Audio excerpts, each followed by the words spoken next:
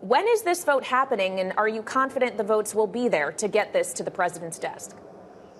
I have confidence that we're going to pass this continuing resolution, and at least by another week, maybe longer, to finish the appropriation process. I think it's going to be done this evening in the United States Senate. But before we have any ticker tape parades for Congress, let's remember we're in the 5th month of the fiscal year, 5th month out of 12. We still don't have the appropriation bills passed that we should. I want to salute Patty Murray, the Democrat from Washington, and Susan Collins, Republican from Maine, in the Senate. They've been working on this for months. They've done a great job. I just hope the House can catch up with us.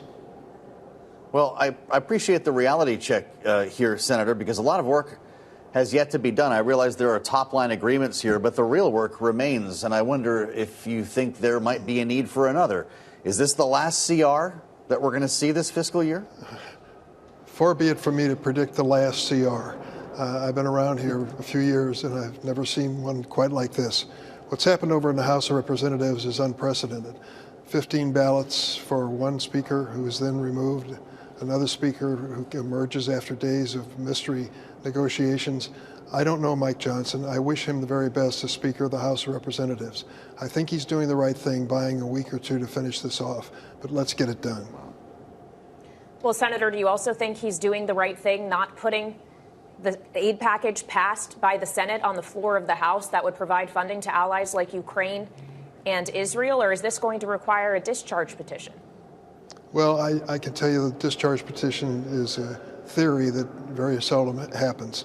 I hope that people come to their senses.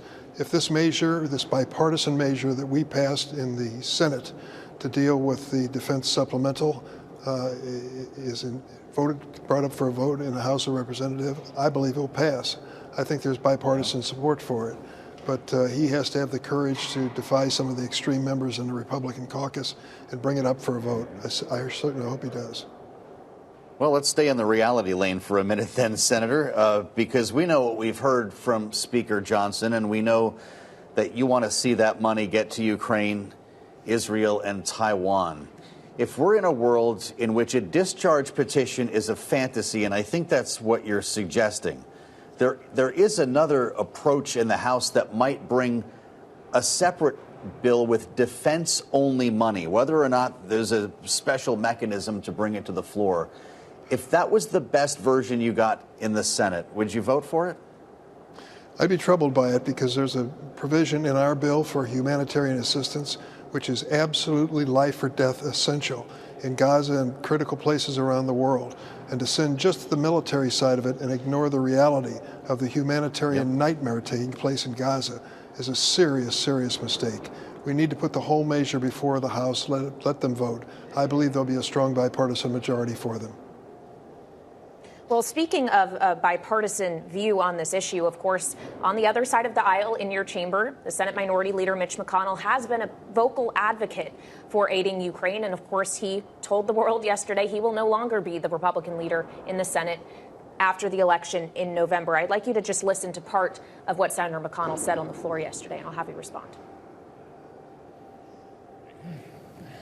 I know the politics within my party at this particular moment in time. I have many faults.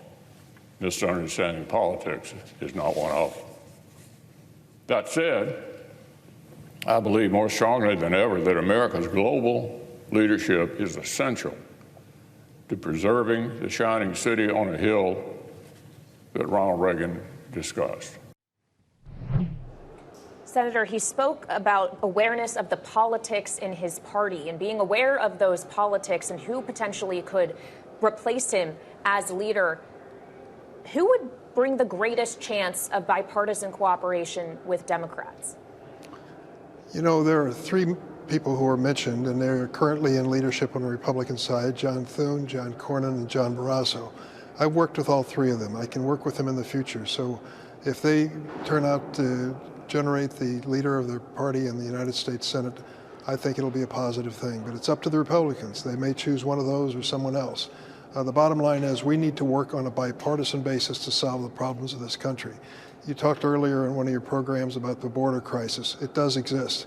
We had a bipartisan response put together, brought to the floor just a few weeks ago, asking the Republicans to join us in an effort to pass it, to make some progress. It was endorsed by the Border Patrol agents, endorsed by the Wall Street Journal, and they rejected it. They wouldn't move forward.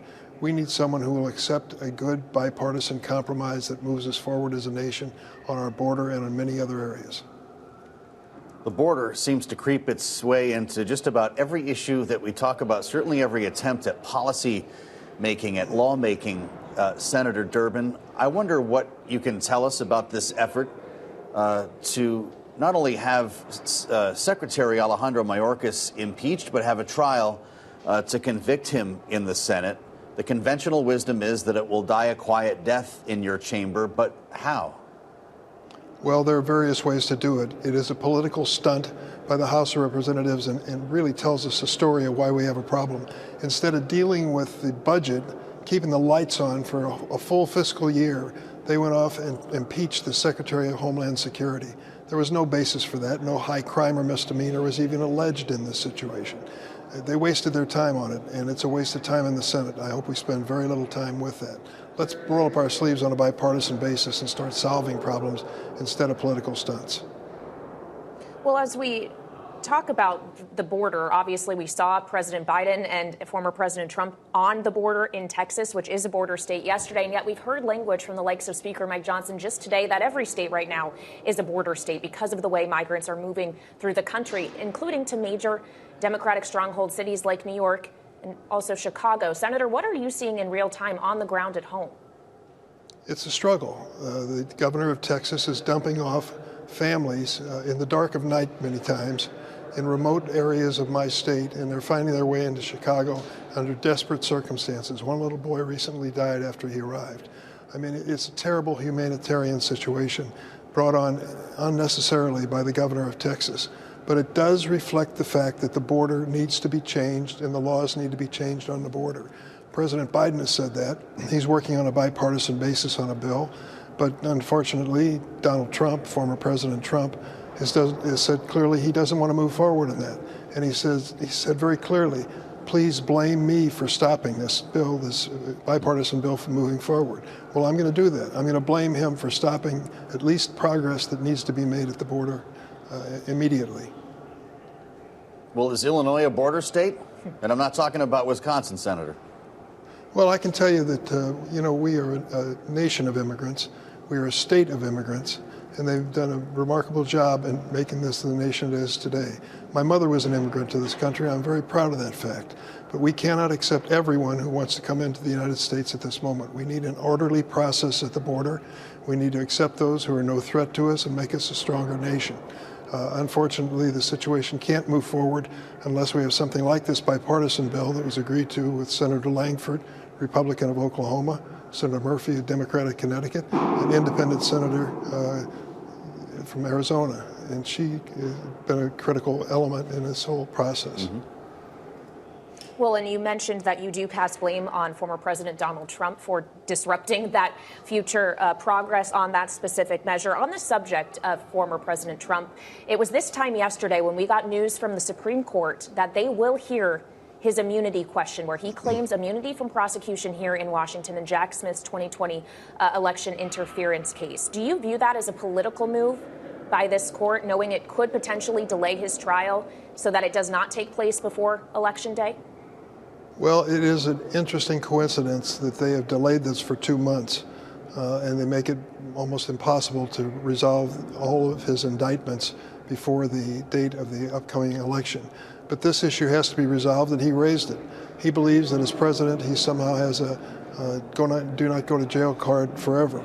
I don't believe that's true, and I hope the court doesn't find it that way. Well, Senator, of course, as chairman, you were in the room for the hearings that confirmed the 3 justices that came in the Trump administration.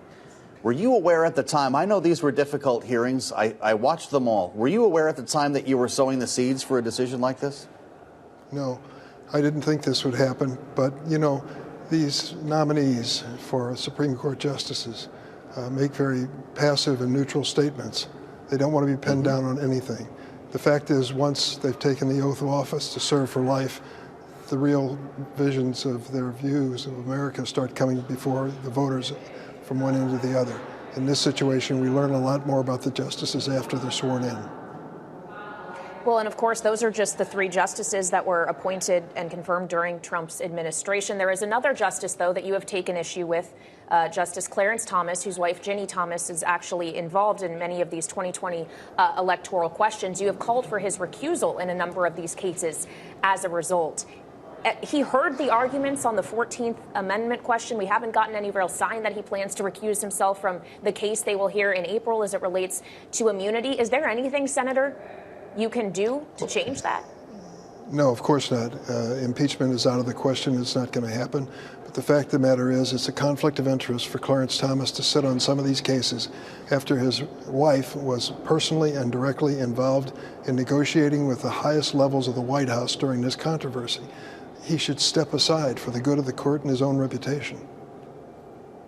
Senator, you've been a creature of the upper chamber for some time. I wonder, with everything that we've been talking about, the potential leadership battle for the Republican conference in the Senate, the possibility of Donald Trump being elected again, even if he isn't, the heavy hand that he's held over Capitol Hill. Do you fear the Senate will soon start looking and feeling like the House? I'm afraid that it might. There are some elements in the Senate even today that harken back to the approach of politics of Donald Trump. You did a story on a show just right before I came on, where they did a survey and said that a large percentage of the population was afraid to vote for Donald Trump because he was dangerous. I've been around politics a number of years. I can never remember a major candidate for president of the United States being characterized as dangerous by voters across the United States, but that is the reality. When Donald Trump says either inject or drink a bottle of bleach to avoid COVID, or invites NATO allies to be attacked by Vladimir Putin, it is dangerous. And I think the American people are aware of that reality. I hope that doesn't infect the United States Senate.